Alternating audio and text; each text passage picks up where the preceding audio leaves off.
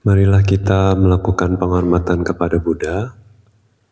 Namo tassa bhagavato arahato samma sambuddhassa.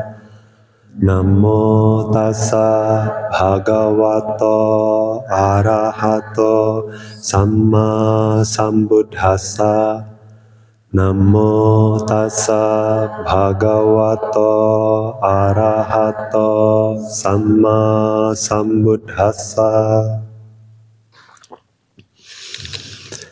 Hari ini tanggal 2 Oktober 2024, hari Rabu. Dari Pusat Meditasi Satta Aryadana kita melanjutkan penjelasan parita, perlindungan.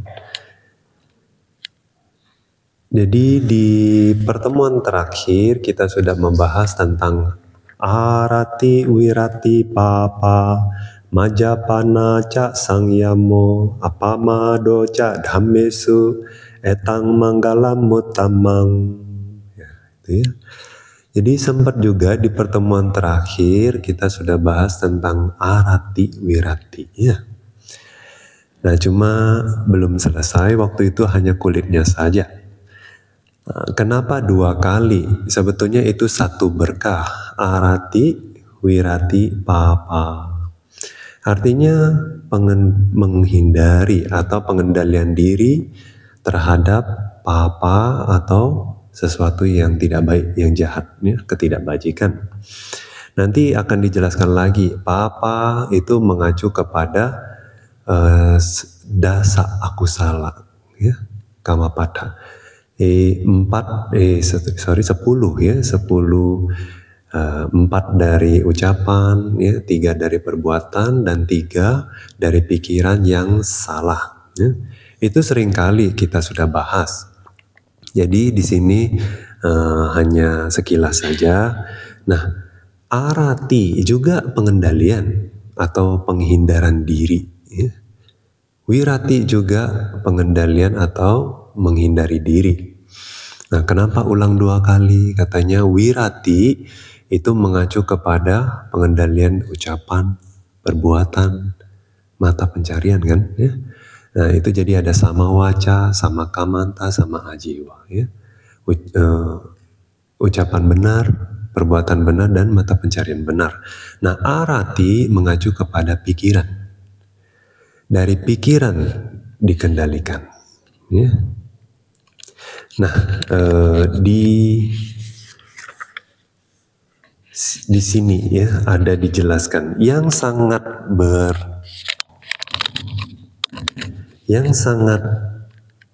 berkontribusi, ya, dalam menimbulkan arati dan wirati itu katanya adalah hiri dan ottappa. Nah, sebelum kita menjelaskan, ya, kualitas-kualitas hiri dan ottappa, ya, kita mau menjelaskan dulu ceritanya, ya, ceritanya. Jadi manfaat dari menjalankan arati wirati ini, ya.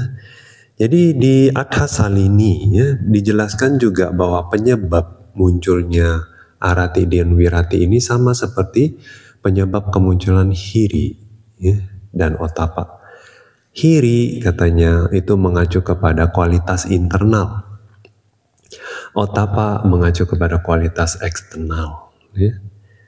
Nah, jadi contohnya kualitas itu apa di sini? Contohnya itu kayak ingat bahwa diri sendiri udah tua, ya. Nah, jadi saya udah tua, jadi nggak boleh melakukan yang begini-begini, ya. Nah, terus saya udah dewasa gitu. Jadi Bante ingat dulu zaman Bante masih sekolah di Myanmar, Bante tanya ke beberapa umat awam, kan, Bu, kenapa nggak ikut itu water festival? Water festival tuh kalau di Thailand sebutnya apa? Songkran, ya. Nah, itu mereka biasa karena mungkin panas kali, ya, itu tahun barunya mereka, jadi dirayainnya semua orang di jalan dibajur air. disiram air. Nah juga banyak acara macam-macam joget-joget dia sampai basah-basahan. Jadi ibu itu bilang, oh itu untuk anak-anak katanya. Jadi bahasa Myanmarnya, oh itu kele katanya, kele, ya, anak-anak.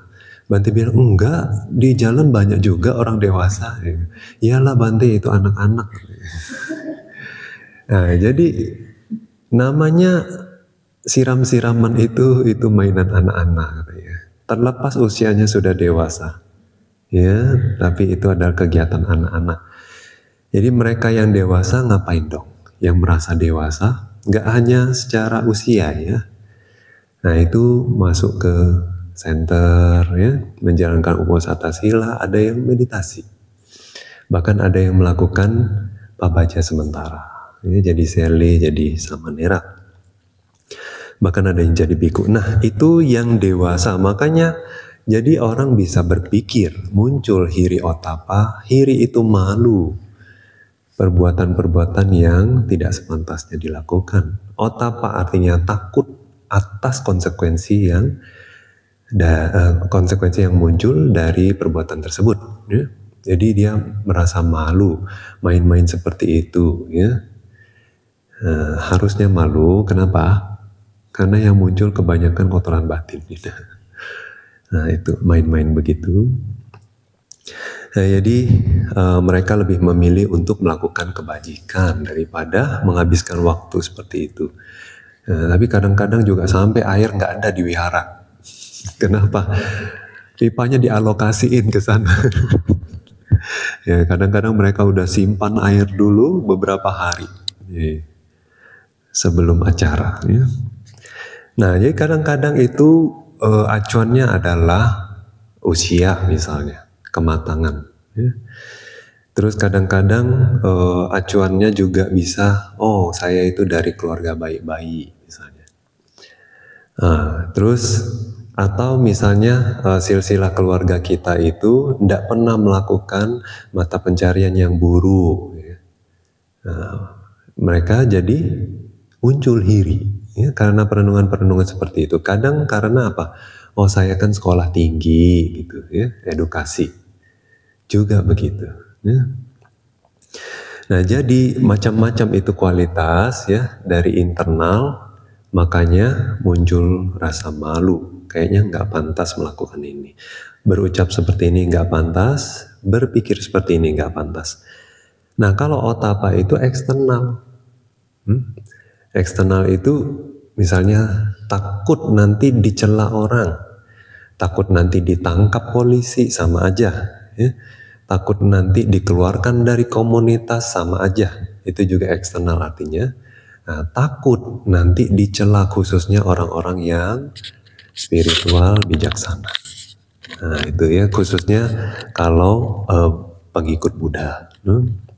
Jadi itu otapa, takut dari konsekuensi perbuatan salah. Nah ada ceritanya katanya di Adha Salini, ya berarti itu kan Dhammasanggani Atthakatha ya, kitab pertama Abhidhamma. Nah ini kata-katanya nih ya. Nama satu upasaka namanya Cakana Upasaka. Jadi cerita tentang Cakana ya. Upasaka ini waktu itu dia punya kakak lelaki. Terus dia juga ada mamanya ya, ibunya lagi sakit. Nah cuma waktu ibunya sakit itu katanya obatnya itu adalah mesti makan daging kelinci. Nah terkenal ya cerita ini ya. Nah jadi dia pergi ke kokonya ya, kakaknya itu suruh dia pergi, suruh tangkap dan bunuh ya kelinci. Jadi dia pergi ke sawah tuh tangkap kelinci. Nah waktu sudah tangkap,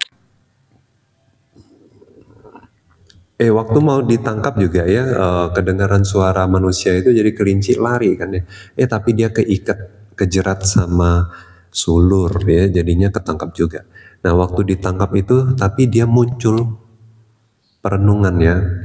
Dia bilang, oh saya demi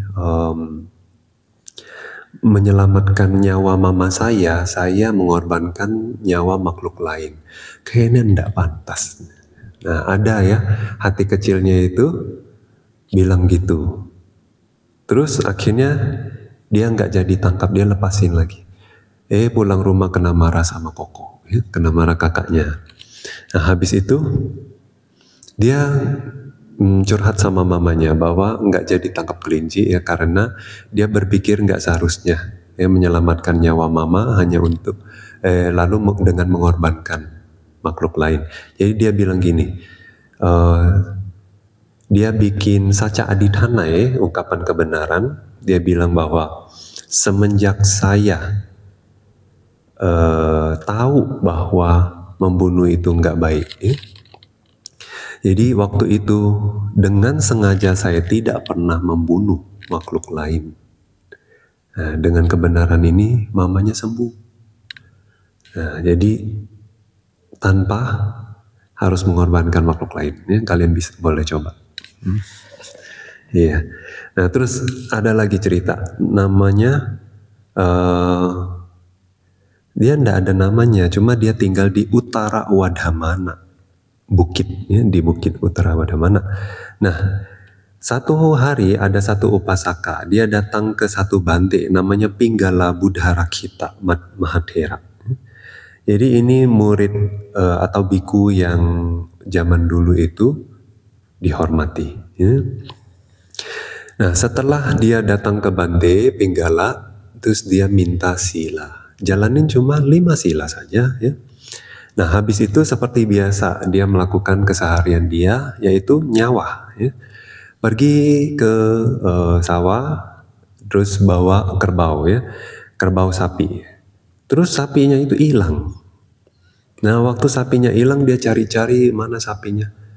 Waktu lagi cari itu dia keikat sama ini ular. Jadi ada ular belit dia ya, terus gigit dia.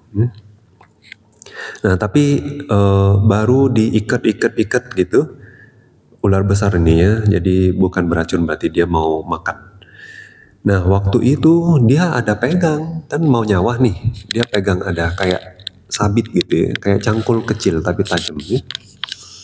Nah itu dia ada di tangannya, dia udah pikir mau ini lepasin diri, nyelamatin diri dengan pukul itu ularnya bunuh.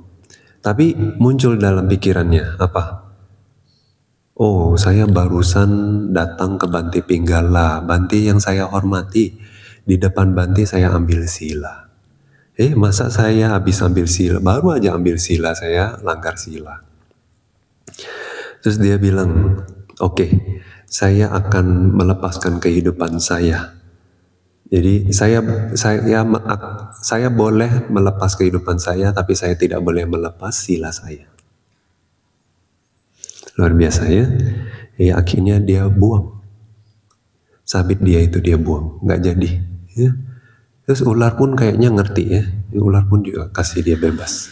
Ya. Ular pun juga kasih dia bebas. Nah itu kekuatan batin. Ya. Jadi itu manfaat menjalankan arati dan wirati, pengendalian diri. Nah dijelaskan bahwa ada 3 jenis pengendalian diri itu ya, atau menahan diri itu ada 3 jenis. Yang pertama sampata wirati. Jadi sampata wirati itu harus objeknya sedang ada, sedang datang, sedang muncul. Jadi kontak sama objek.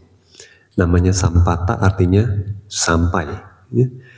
Waktu pas ketemu sama objek, konfrontasi sama objek, ada pengendalian diri. Itu namanya sampata. Nah yang kedua samadana wirati. Samadana itu karena mengambil sila. Waktu misalnya umat awam ya di altar, di depan biku, sangga mengambil sila, waktu itu belum ketemu objeknya yang mau dibunuh, yang mau dibohongin kan.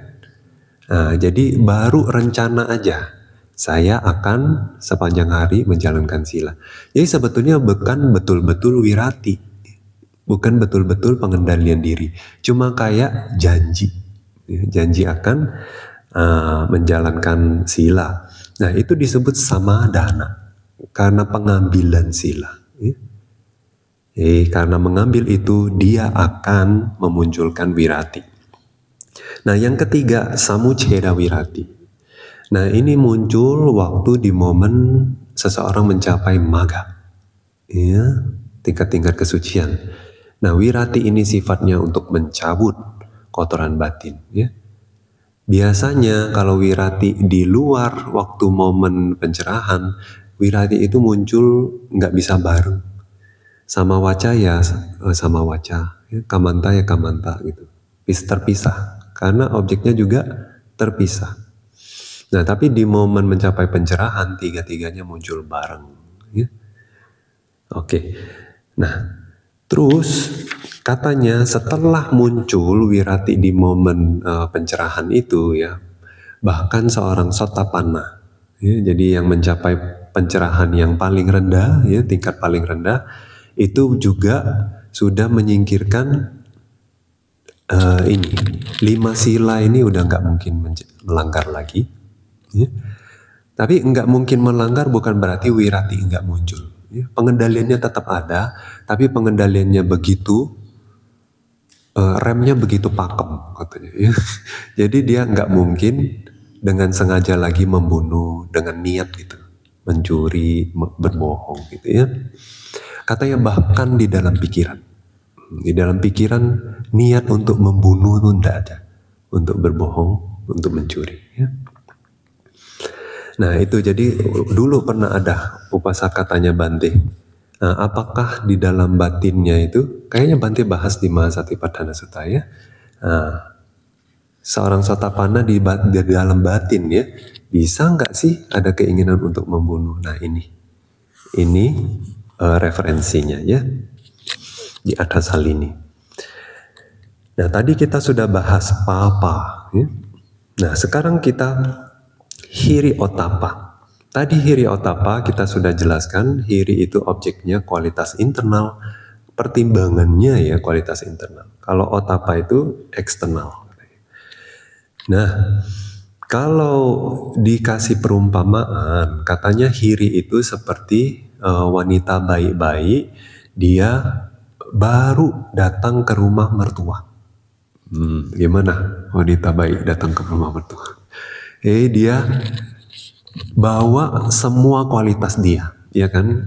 Juga dia bawa nama baik keluarga dia, ya kan? Nah, jadi dia harus jaga semua itu. Dia masuk ke rumah mertua.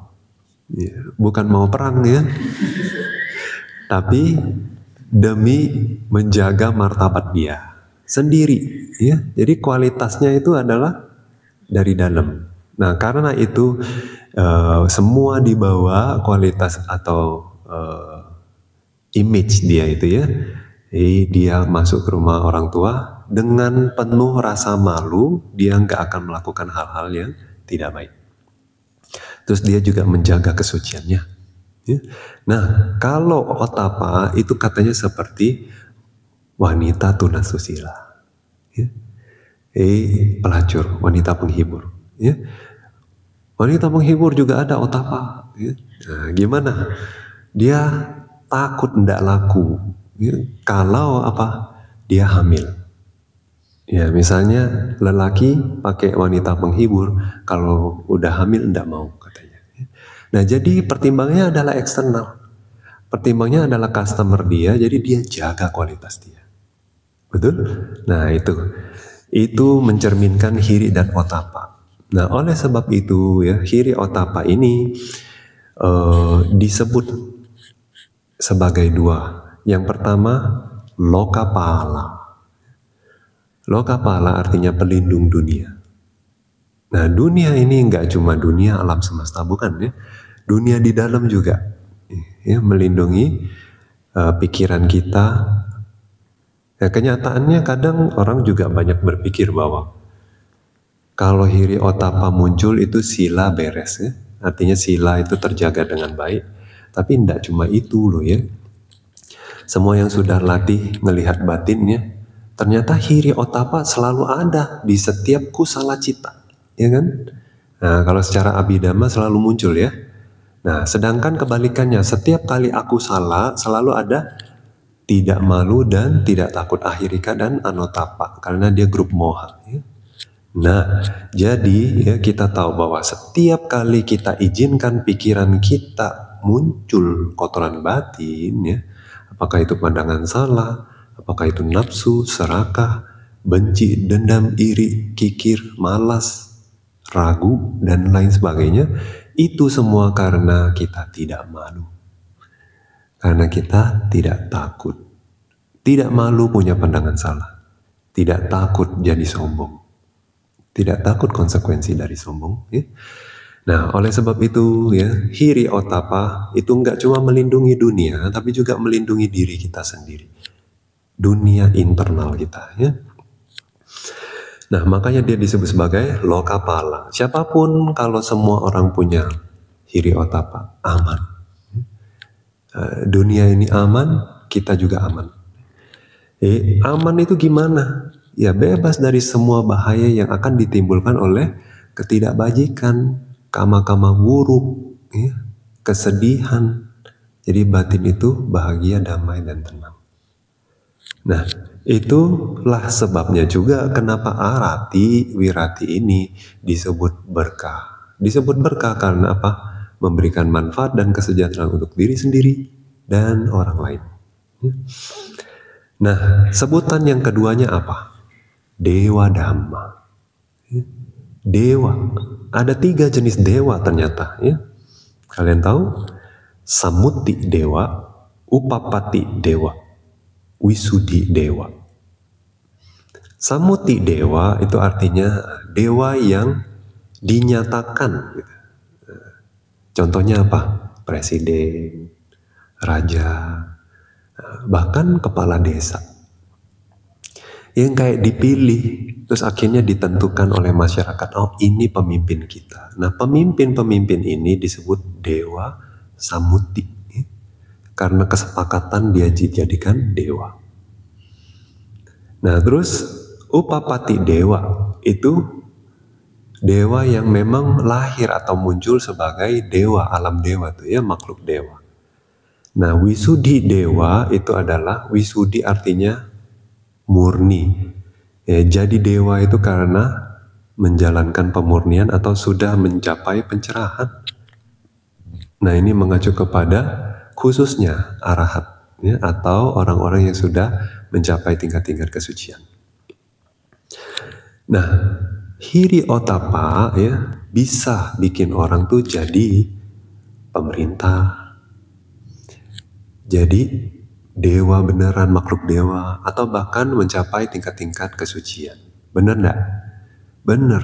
Apa kita pilih orang yang gak ada malu? Apakah kita pilih orang yang tidak takut melakukan kejahatan? Enggak ya. Nah juga kenapa mereka punya kualitas seperti itu? Ya. Nah itu juga karena mereka sudah mengumpulkan banyak kebajikan, artinya sudah banyak melakukan hiri otapa. Ya.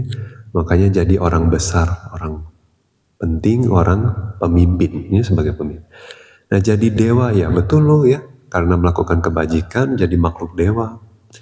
Karena ada hiri otapa juga kita melakukan pemurnian, akhirnya mencapai pencerahan. Ya. Nah jadi hiri otapa disebut Dewa Dhamma, ya, yang bikin seseorang jadi dewa. Nah itulah kenapa ya arati wirati papa disebut sebagai berkah yang mulia. Oke, berkah mulia berikutnya apa? Majapana ca sangyamo. Sangyamo artinya mengendalikan diri juga ya.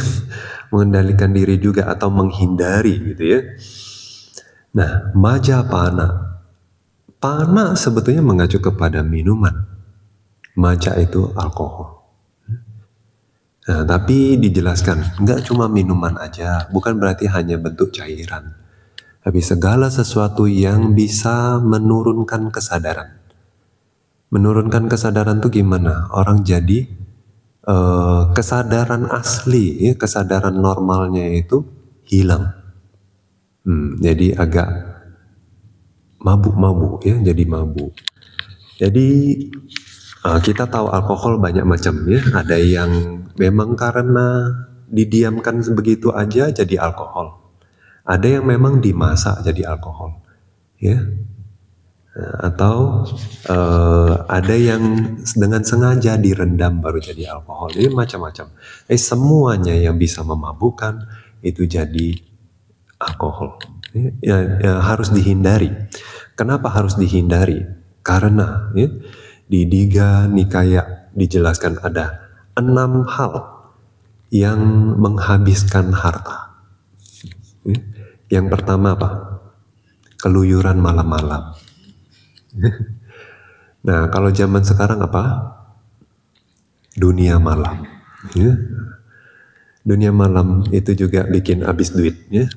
Yang kedua, pergi melihat festival-festival. Nah, kalau zaman sekarang apa? Ke mall. Ya kan? Nah, ke mall lu ya. Cuci mata. Kalau zaman dulu kan harus ada event baru orang bisa pergi lihat ya. Kayak kalau zaman dulu kita masih kecil mungkin masih ada itu apa namanya layar tancap. Jadi di rumah tidak ada TV harus keluar kan. Nah, tapi biasanya juga malam-malam. Nah apa cuma ada layar tancap aja? Enggak, ada jual kacang goreng ya enggak. Nah, jadi banyak habis duit juga dengan pergi lihat-lihat gitu.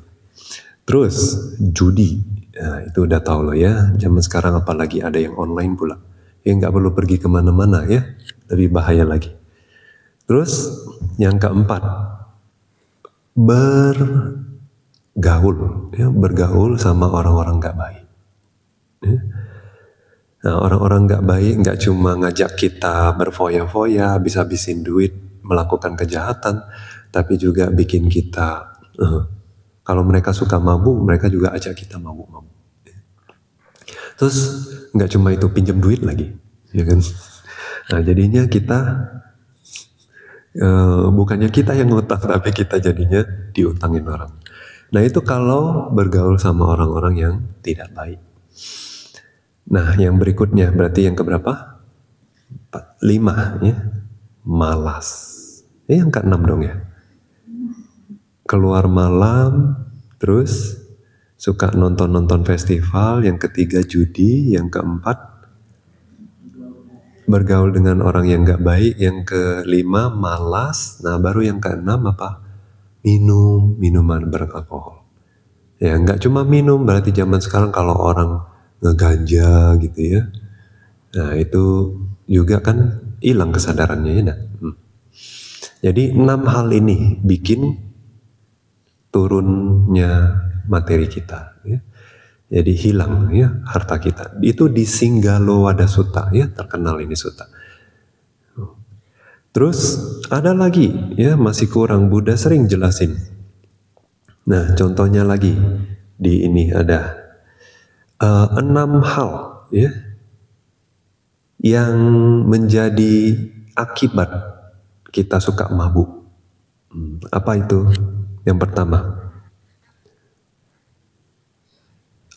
harta-harta kita hilang. Itu sudah pasti, ya, karena harganya juga tidak murah. Ya. Nah, kalau kita beli yang murahan ada enggak? Ada. Ya. Tapi jadinya yang kedua, sakit-sakitan. Ya kan? Enggak cuma yang murah sih yang bikin sakit, yang mahal juga bikin sakit. Ya kan? Nah, jadi banyak penyakit yang kedua. Yang ketiga, banyak musuh. Nah, banyak musuh. Terus karena apa? Biasanya habis mabuk cari keributan. Tapi ada orang habis mabuk dia tidur. Ada juga. Tapi ya kalau tidur juga nanti nyusahin orang ya enggak ya. Yang keempat, hilangnya ketenaran. Nama baiknya hilang. Ya, kalaupun yang tadinya sudah banyak pengikut, ya, tenar juga hilang. Terus yang kelima, biasanya kalau dalam keadaan normal ya, kita nggak berani nunjukin bagian-bagian tubuh yang memalukan. Nah, tapi kalau kita udah mabuk, kita berani. Ya. Terus yang keenam, menurunkan kebijaksanaan. Nggak cuma kebijaksanaan, tapi intelijensi. Ya, karena jadi hun-hun. dia jadi tumpul pikirannya itu ya. Nah, jadi nggak bisa kerja. Terus, nah ini juga kalau misalnya secara Buddhis ya dijelaskan bahwa kenapa orang jadi ada gangguan mental di kehidupan ini. Katanya di kehidupan lampau ini karena kama surameraya. Ya, suka minum minuman gitu, alkohol atau mengkonsumsi barang-barang yang bikin hilang kesadaran atau menjual barang-barang seperti itu. Jadi bikin orang mabuk. Ya mungkin diri sendiri tidak mabuk tapi bikin orang mabuk. Nah itu buah wipakanya. Nah jadi udah jelas ya, maksudnya dulu pun juga ada cerita ya. Jadi Bodhisatta dulu itu orang baik, kemudian setelah melakukan banyak kebajikan, dia menjadi Dewa Saka. Ya, jadi Raja Dewa. Nah tapi waktu dia umat awam itu, dia punya anak lelaki. Nah waktu dia sudah jadi Dewa Saka, ya, dia ingat lagi anak lelakinya. Nah dia mau tolong. Tapi anak lelaki ini, dia juga tahu ya, udah suka minum alkohol, dia suka mabuk. Ya jadi Saka, dia tetap mau tolong ya, mungkin karena anaknya. Dia tolongnya gimana? Dia kasih. Anaknya ini karena mabuk itu harta habis. Jadi harta habis, warisan bapaknya juga udah habis, terus dia akhirnya jadi pengemis, nggak ada duit lagi. Dia udah jadi pengemis. Nah waktu dia jadi pengemis dia tolong. Nah, tolong dengan gimana? Dikasih satu kendi kecil. Nah kendi ini keluar terus duit. Ya, enak ya. Nah jadi keluar terus duit. Jadi dia bisa pakai. Ya. Nah cuma satu aja Saka bilang bahwa kendi ini nggak boleh pecah. Sekali pecah, stop. Nggak keluar lagi duitnya. Nah jadi si anak ini pun balik lagi ya. Udah kaya lagi. Terus foya-foya lagi, mabuk lagi. Nah waktu sudah mabuk, kendi ini dia lempar-lempar. Ya. Lempar tangkap. Ya namanya mabuk ya. Salah pegang. Jatuh pecah. Terus semua harta yang sudah balik itu juga habis lagi jadi pengemis lagi. 2 kali jadi pengemis dalam hidup. Nggak jerah-jerah. Ya. Nah ini banyak loh ya, di antara kita.